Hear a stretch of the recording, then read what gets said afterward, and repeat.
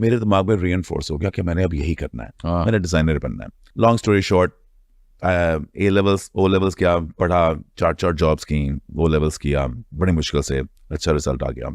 लकास किया, अच्छा रिजल्ट था, लकास अफोर्ड नहीं कर सकता था, दिन में पढ़ाता था, शाम को पढ़ाता था, दिन को स्कूल जाता था। एक्सीडेंट हो गया एंड गाड़ी के एक्सीडेंट में I became blind in both my eyes.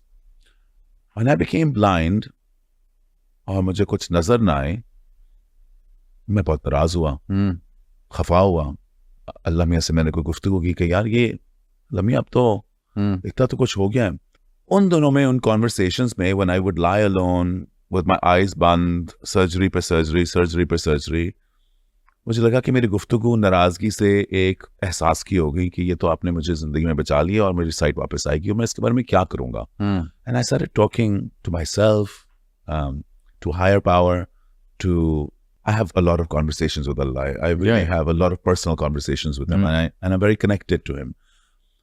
When I got my sight back, I had already planned that Allah me अगर आपने मेरी sight वापस दे दी ना मुझे, तो मैं वही चीज़ करूँगा जिसका मेरा दिल चाहेगा और मैं वो खूबसूरत चीज़ें बनाऊँगा जिसका मेरा दिल चाहेगा, बिकॉज ये आपने मुझे एक नया opportunity the. I got my sight back, and that's how I got into fashion.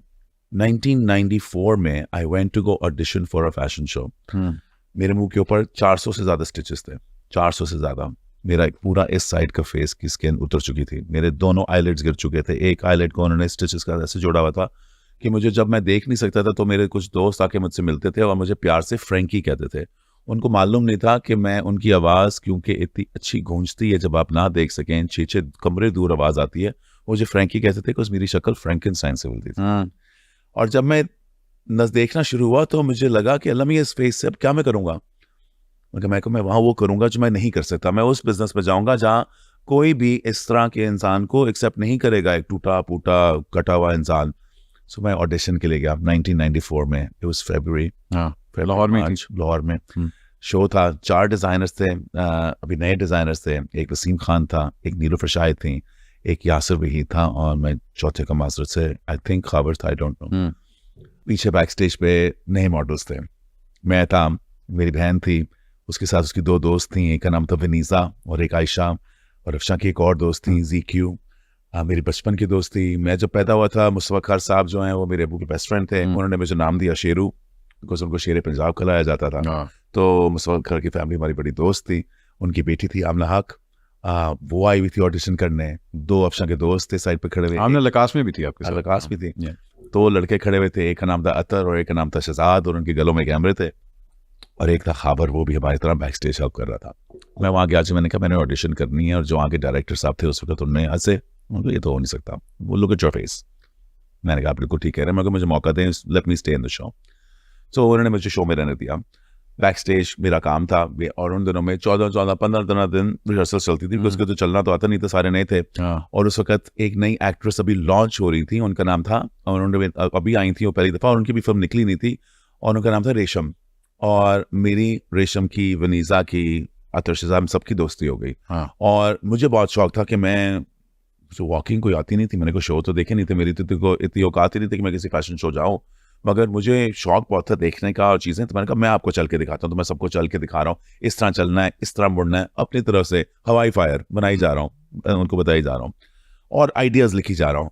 तुम जानते हो मुझे, मैं अपने आइडियाज़ बड़ा लिखता हूँ, कॉन्स्टेंटली कोई ना कोई चीज़ लिख रहा होता हूँ। मेरे पास ना कागज़ पेंसिल ना हो तो फ़ोन पे तो ऐसा नोट्स पे नोट्स, मेरे अगर कोई नोट्स निकाले तो किताब निकल आए, मैं लिखी जा रहा हूँ।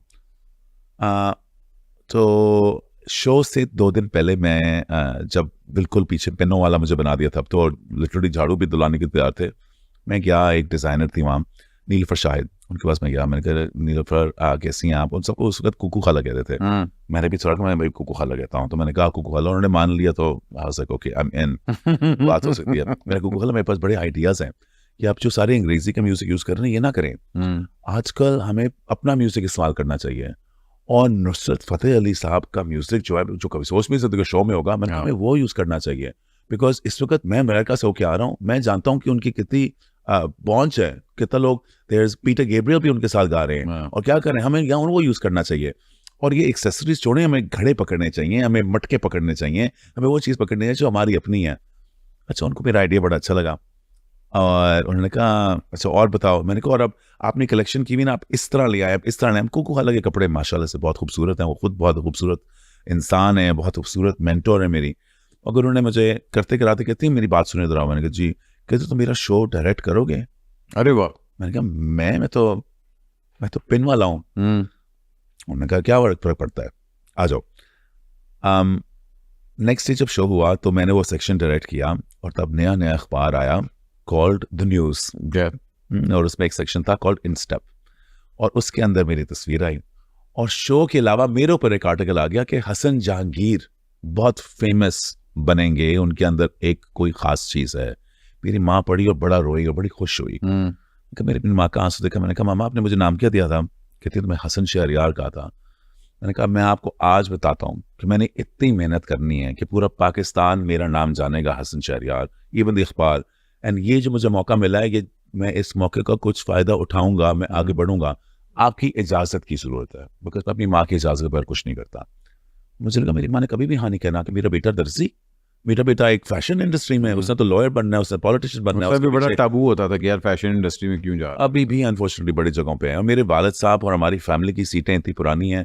मेरे अम्मी के जो नाना थे वो लायलपुर के मेयर थे 1920 से लेके 1927 तक। अच्छा। उसके बाद 1928 से जो थे वो अब्बू के थे। हम लोग 1890 से पॉलिटिक्स के अंदर हैं, इतनी पुरानी पॉलिटिकल फैमिली। तो हमारे लिए तो पॉलिटिक्स में आना एक नेचुरल चीज़ थी। मगर मैंने अपनी माँ को बताया कि मामा आपको पता है, अच्छा मुझे अपने अब्बू के कभी ये नहीं था कि मुझे उनसे कोई गिला या शिकवा था, मुझे ज़्यादा उनके बारे में कुछ पता नहीं था। मगर मैं कहता था मामा आपको पता है अब्बू जिस तरह फेमस हैं, मैं आपका बेटा भी उतना फेमस होगा और मैं आपको आपका नाम रोशन करूंगा, मैं आपका जो सर है ना बुलंद करूंगा, और आपकी इजाज़त चाहिए।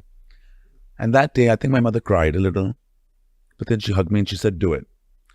And that day to this last March, it's been 30 years. Alhamdulillah. So that's how I got into fashion. You got into fashion?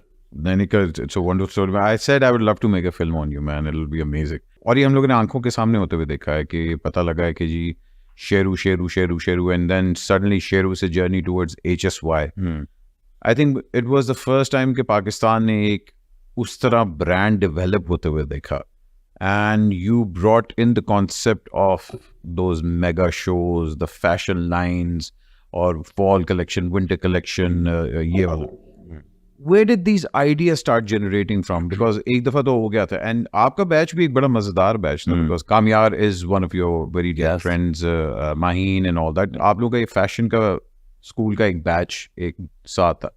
Did you think fashion school had a lot to do with what you are today as HSY? देखिए जी, मैं believe करता हूँ अगर जो सारे नौजवान लोग देख भी रहे हैं, एजुकेशन के बगैर आप अधूरे हैं।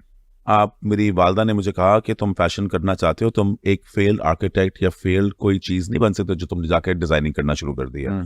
अगर डॉक्टर बनने के लिए ज़रूरत है एजुकेशन होना, अगर लॉयर बनने के लिए, तो फैशन के लिए भी होगी। And I was very lucky, तो उस वक्त फैशन स्कूल अभी खुल रहा था। जब हम फैशन फर्स्ट या सेकंड बैच? हाँ जी, आई थिंक हम थर्ड बैच थे।